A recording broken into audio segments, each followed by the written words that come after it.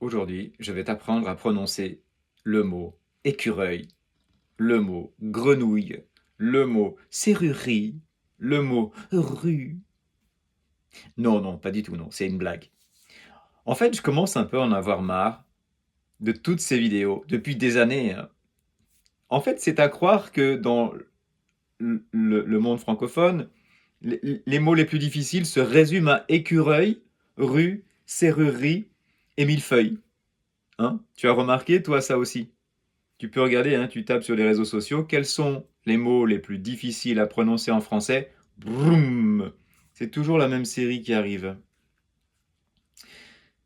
Du coup, c'est comme si les profs eux-mêmes deviennent un algorithme à eux-mêmes.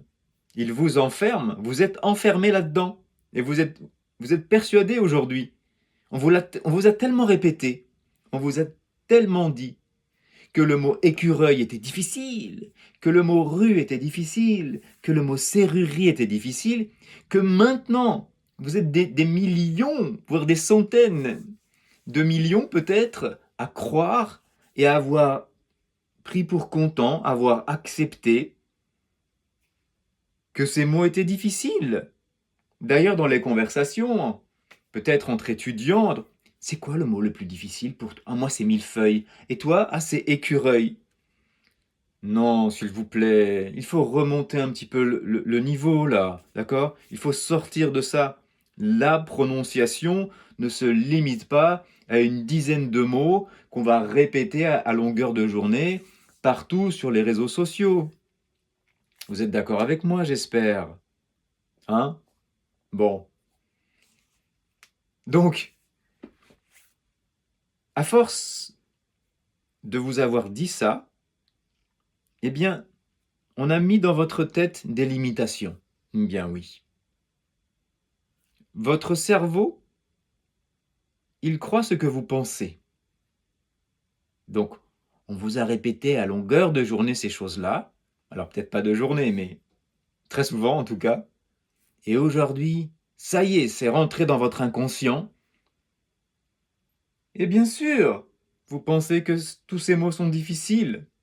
Dès que je rencontre un étudiant, ah, le mot rue, le mot ra, le... Bien oui. Donc la première chose à faire, c'est un travail sur ces pensées limitantes, sur ces fausses croyances. Parce que c'est faux. C'est faux. Ces mots ne sont pas difficiles. Plus il y a de monde pour dire que c'est difficile, plus la masse va croire que ces mots sont difficiles. Donc la première chose à faire, c'est de modifier un petit peu le mindset. Ouh là là, j'ai dit un mot anglais, moi. Donc, on modifie un petit peu notre vision des choses. D'accord? Il faut que... Moi, ce que je vous suggère, c'est de vous dire, bah non, non, non, en fait, ces mots-là, ils ne sont pas difficiles. Il faut juste que je comprenne comment fonctionne le corps pour pouvoir les produire. La plupart des étudiants avec lesquels je travaille, on prend un verbe comme accueillir, d'accord? Ouh là là, mais ça fait partie des mots qu'on voit souvent sur les réseaux sociaux, ça. Accueillir, c'est difficile à prononcer. Mais oui, mais... Regarde, on fait la démonstration, très simplement. Euh, je vais accueillir mes enfants, ou je vais accueillir, oui, mes enfants demain. Je vais accueillir mes enfants demain. Ok. Alors, tu vas répéter après moi. Ah, ah, ok. À que, tu sais dire que, je pense que, tu sais dire je pense que. Donc, à que, ok. Et maintenant, tu souffles. Tu vas me faire à que. Tu le chantes un petit peu. À que. Vas-y. Ensuite, tu vas répéter après moi, écoute bien. Et le son I. Accueilli. Tu projettes le I comme si tu chantais. Accueilli. Et tu allonges cette voyelle. Accueilli. Et tu relâches tout à la fin. Accueillir. Si je devais le chanter comme un chanteur d'opéra, je ferais accueillir.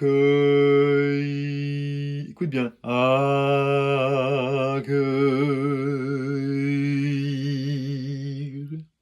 Donc, le A, le son est prononcé plutôt à l'arrière. Accueillir. Et tu reviens avec un petit I à l'arrière. Ir. Accueillir. Accueillir. Accueillir. Accueillir. Donc répète après moi. Je vais à. Je vais à. Je vais à que. Je vais à que. Je vais à que. Je vais accueillir. Et à la fin, le R, c'est que de l'air. Je vais accueillir. Je vais accueillir mes enfants demain.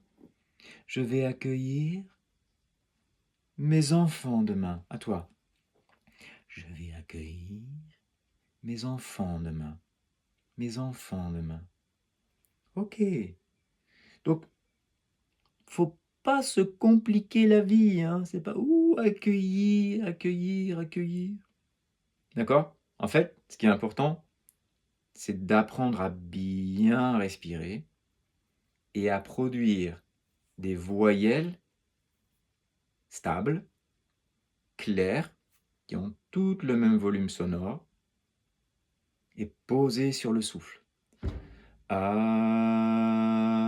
Imagine que tu as un ballon que tu vas te dégonfler. Ah.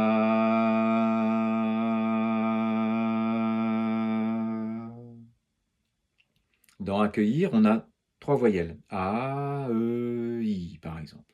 Donc, on va imaginer qu'on se dégonfle comme un ballon avec ces 3 voyelles. A, E, I. Encore une fois. A, E, I. Chante. A, E, I. Tu allonges le dernier, le I. A, E, I. A, E, I. Donc ensuite, on pose les consonnes, mais on continue à parler comme si on chantait comme ça. Accueillir, accueillir, accueillir. Tu ne vas pas faire de pause, pas de silence, pas de coupure. Tu ne dis pas chaque syllabe de manière hachée, coupée, mais tu connectes tout. Accueillir, accueillir. Ok? Imagine. On fait une petite chanson. Je vais accueillir mes enfants demain. On va mettre demain avant. Demain, je vais accueillir mes enfants. Demain, je vais accueillir mes enfants. Imagine. Demain, je vais accueillir mes enfants. Ok? Encore une fois. On va faire accueillir mes enfants, accueillir mes enfants, accueillir mes enfants. Ok? Tu vois à quel point le souffle et le soutien vocal est important quand tu parles français. Et tu vois, ici il y a le son A, que, le I, le R à la fin. Mais tu vois à quel point tout ça c'est doux. Donc si tu prends le mot de manière individuelle, écureuil, tu vois, ça sert à rien d'apprendre à prononcer des mots individuels, ça sert à rien. Sauf si tu prononces le mot tout seul. Mais si tu vois un écureuil passer, tu vas faire quoi? Écureuil! Non, tu vas dire, vous avez vu l'écureuil passer là juste devant? Vous n'allez jamais dire rue, rue. Vous allez dire, oh, il y a du monde dans la rue. Il y a du monde dans la rue. Regardez. On reprend la même mélodie. Il y a du monde dans la rue. Il y a du monde dans la rue. Il y a du monde dans la rue. Il y a du monde dans la rue. Imagine que le R, c'est comme de l'air qui est derrière ta tête, bien derrière, et ça tire derrière. Dans la rue, dans la rue. Le U aussi est derrière, ça tombe bien. Il y a du monde dans la rue, dans la rue. Il y a du monde dans la rue, dans la rue. Donc là c'est pareil, tu vois, tu parles avec le souffle.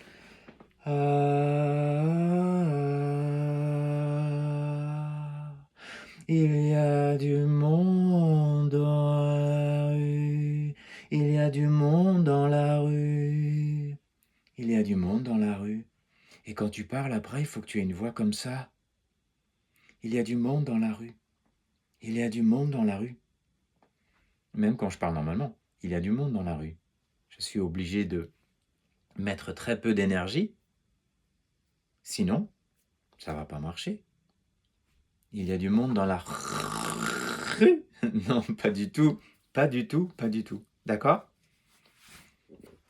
Donc j'espère que cette vidéo vous aura permis aujourd'hui et de vous dire, pardon, ok, c'est pas une question d'écureuil, c'est pas une question de serrurerie, c'est pas une question de rue, c'est pas une question de mots isolés, c'est une question de bien comprendre.